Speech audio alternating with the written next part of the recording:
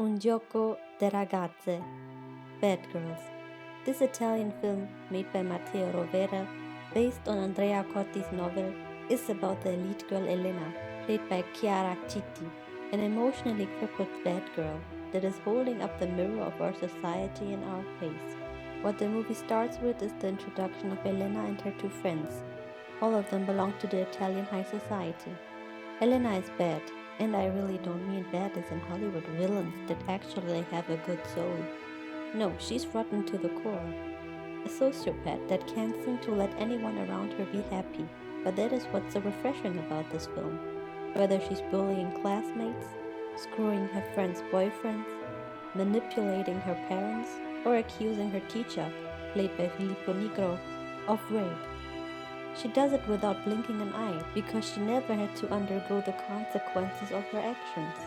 Elena is your typical rich, spoiled teenage girl that was neglected by her parents. She doesn't seem to know what love and affection is. Her dog is the most important thing in her life.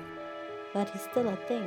Her friends get mistreated by her, but in the end don't leave her side because they're all characterless cheerleaders and Elena is pretty good at manipulating them.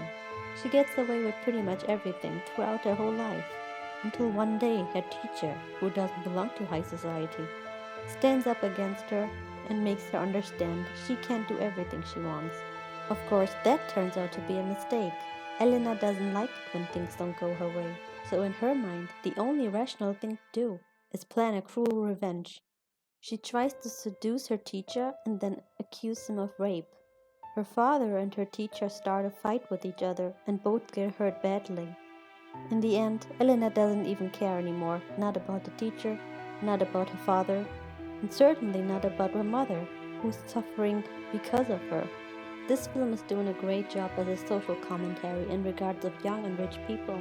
It shows us how easy it is to lose all you got by doing one thing wrong, and that rules don't apply to everyone, especially the rich.